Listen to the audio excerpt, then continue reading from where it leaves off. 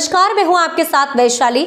आप देख रहे हैं ब्लेसिंग न्यूज। आइए बढ़ते हैं खबरों की ओर। भारतीय जनता पार्टी के विरोधी दल भी अब ये मानने लगे हैं कि लोकसभा चुनाव में एनडीए गठबंधन 400 से अधिक सीटें जीतने जा रहा है। लेकिन झाबुआ की जनसभा में प्रधानमंत्री मोदी जी ने अकेली भारतीय जनता पार्टी को 370 सीटें जिताने का एक मंत्र दिया था।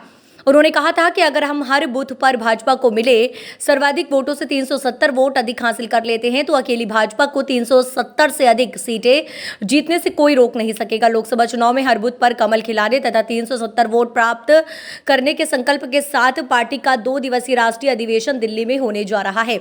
ये बात भारतीय जनता पार्टी के प्रदेश अध्यक्ष व सांसद विष्णुदत्त शर्मा ने शुक्रवार को पत्रकार वार्ता के दौरान सम्मानीय अध्यक्ष भारतीय जनता पार्टी उन्होंने भी कल तक ही सदस्यता ग्रहण की है, तो ऐसे लोगों को भी अपेक्षित, हमने उन सबको भी सम्मानित अध्यक्षों को भी अपेक्षित किया है।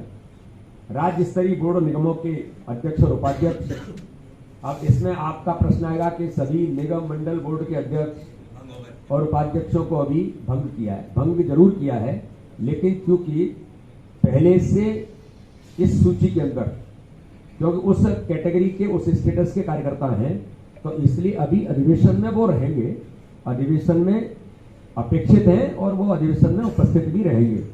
बाद में नियुक्तियों का जो विषय है वो बाद में इसको लेकर के होगा। राष्ट्रीय अधिवेशन में सम्मिलित होने वाले पदाधिकारियों की कुल अपेक्षित संख्या 1226 है।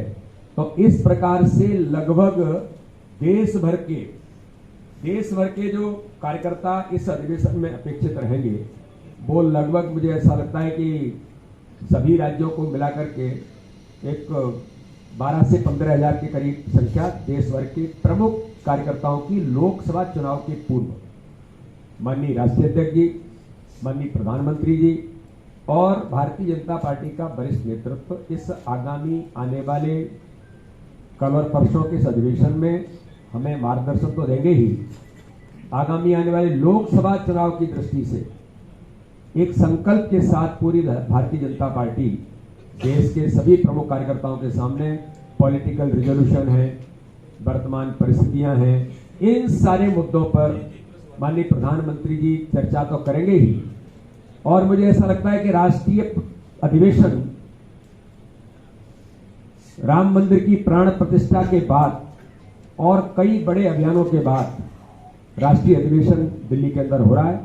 इसलिए इन सारे मुद्दों पर भारत के दुनिया के सर्वाधिक लोकप्रिय नेता माननीय प्रधानमंत्री नरेंद्र मोदी जी की उपस्थिति में ये ऐतिहासिक अधिवेशन दिल्ली के अंदर होगा।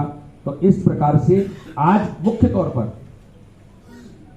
केवल प्रेस में इसी बात की जानकारी के लिए आप सभी पत्रकार मित्रों को आज आमंत्रण विशेष तौर पर था। आपको असुविधा हुई उसके लिए मैं पुनः खेद प्रकट करता हूं और आप सबका बहुत बहुत धन्यवाद। फिलहाल के लिए इस खबर में इतना ही। आप बने रहे ब्लेसिंग न्यूज के साथ। नमस्कार।